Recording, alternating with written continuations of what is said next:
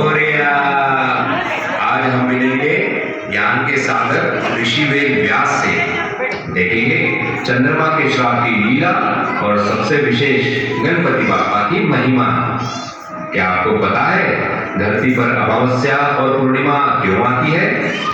आइए आगे के दृश्य में देखिए गणेश जी की कृपा कैसे सब पे बरसती है। नारायण नारायण।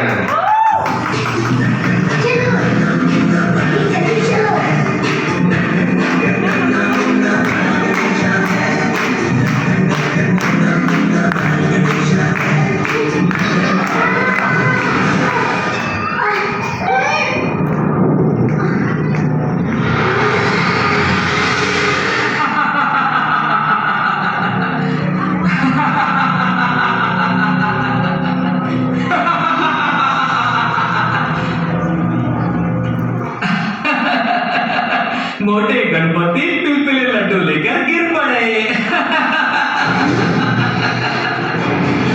मेरा मजाक उड़ाता है दुष्ट चंद्रमा। क्या तेरे चेहरे की चमक जिस पर तू इतना गर्व करता है नष्ट हो जाएगी। तू अपनी चांदी नहीं बिखेर सकेगा। जो भी तुझे देखेगा उसे भी कलंक लग जाएगा।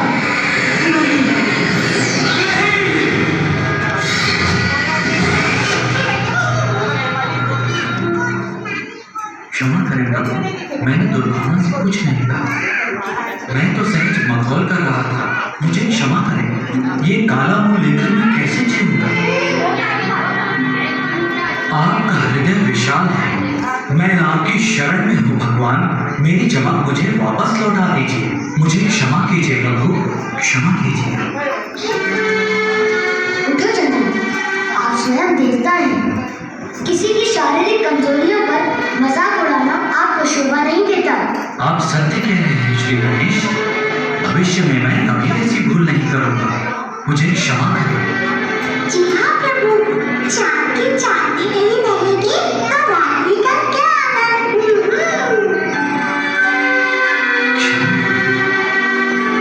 चंद्रदेव, मैं आपको दिया हुआ श्राप पूरी तरह वापस तो नहीं ले सकता, परंतु ये वरदान देता हूँ कि आपके चेहरे की चमक धीरे धीरे जाएगी और धीरे धीरे वापस लौट आएगी।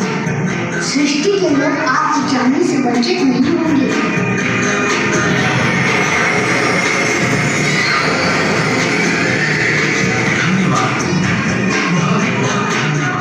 तो भक्तों, आपने अभी देखा गणेश जी और चंद्रदेव की कथा, जो अपनी सुंदरता और अहंकार में भूल गए कि असली सुंदरता तो मन में होती है, ना कि शरीर में। नारायण नारायण। तो बोलो श्री गणेश भगवान की जय।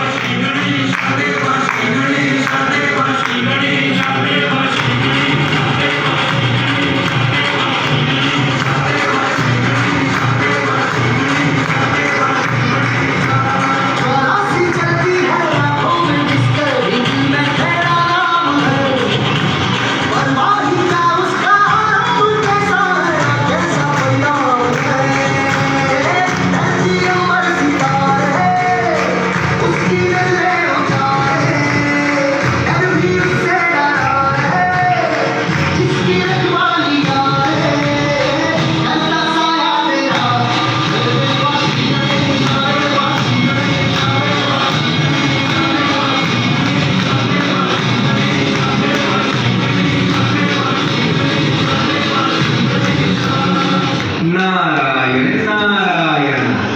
आगे अभी जो कथा आप सब सुनने जा रहे हैं वो काफी पवित्र घटना है, महाभारत की रचना।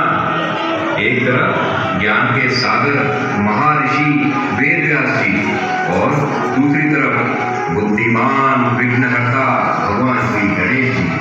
परंतु क्या आप जानते हैं कि ये ग्रंथ लिखने की यात्रा आसान नहीं थी? तो चलिए इस लीला को भी अनुभव करते हैं। बोले नारायण नारायण। ओम ब्रह्मदेवाय नमः। ओम ब्रह्मदेवाय नमः। ओम ब्रह्मदेवाय। कहिए, क्या चाहते हैं आप? प्रणाम ब्रह्मदेव। क्षमा करें, आपको यहाँ आने का कष्ट दिया, लेकिन समझ में नहीं आता क्या करूं। कोई बात नहीं, आप बेझिझक अपनी बात कहिए। मैंने एक बहुत बड़े ग्रंथ को कविताओं और छंदों में लिखने की तैयारी की है, लेकिन मुझे उसको लिखने के लिए एक ऐसे बुद्धिमान इंसान की जरूरत है जो मेरी सोचने और बोलने की गति से बिना रुके उसे लिख सके। क्योंकि अगर मैं बीच में रुक गया तो मैं छंद भूल जाऊंगा और ये ग्रंथ कभी पूरा नहीं हो पाएगा। आप कैलाश पर जाइए और भगवान शिव शंकर से मिलिए, वो भी इस काम में आपकी मदद कर सकते हैं। जैसी आपकी आज्ञा है। तथास्तु।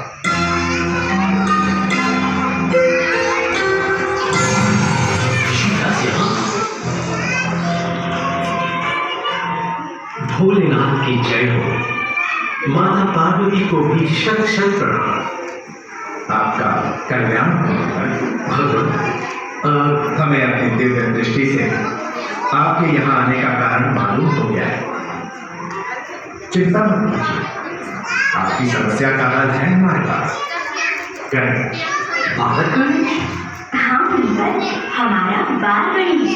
रणदीप, जाओ बालक गणेश को बुला लेना। जो आज्ञा भोलेनाथ। प्रणाम गणेश, कैसा हो मुशक्रा? अच्छा हो। अरे नंदी, तुम भी क्या मूषक की तरह कुछ पढ़ने आए हो? नहीं बालक गणेश, पढ़ने का काम मूषक राज पर ही छोड़ देते हैं। मैं तो ये कहने आया था कि भोलेनाथ ने आपको अभी बुलाया है। पिताजी ने बुलाया है, चलो।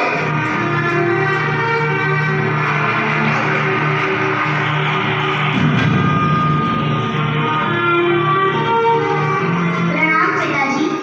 प्रणाम माँ। मुनिवर, आप यहाँ? बेटा गणेश, मुनिवर एक काव्य ग्रंथ लिखने जा रहे हैं, जिसके लिए उनको एक बुद्धिमान और तेज गति से लिखने वाले की जरूरत है। और तुमसे बेहतर इस काम को और कोई नहीं कर सकता। जैसे आपकी आज्ञा पिताजी। चले मुनिवर। चलिए, प्रणाम।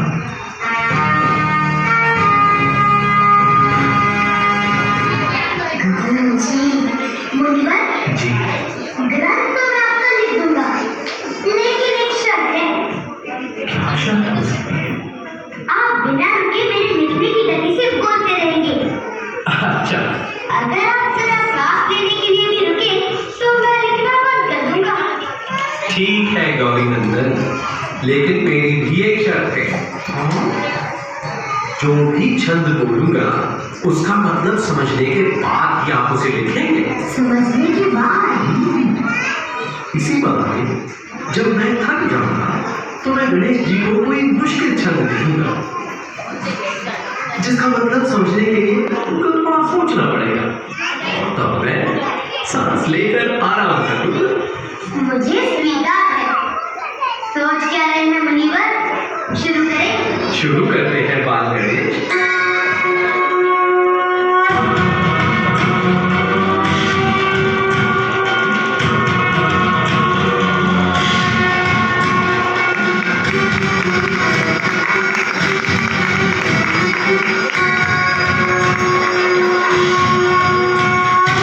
टूट गई। मूषक हाथ रखो। ये लीजिए।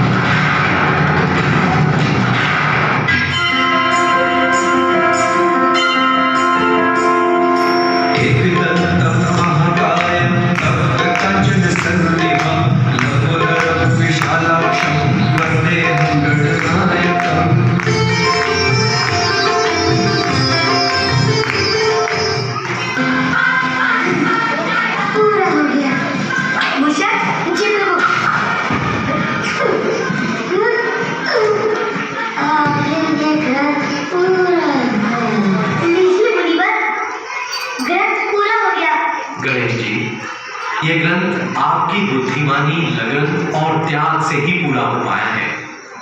आपके सिवा पूरे विश्व में ऐसा और कोई नहीं जो इसे पूरा कर पाता। धन्यवाद गणेश जी, आपको कोटि कोटि प्रणाम। तो भक्तों, हमने क्या सीखा इस कहानी से? पहला, जीवन में हर समस्या का हल बुद्धि से निकलता है, बल से नहीं। और दूसरा, महाकार्य करने के लिए लगन, धैर्य और पूर्ण समर्पण जरूरी है। तो बोले नारायण नारायण, बोले गणेश भगवान की जय। Vidanj, Vidanj.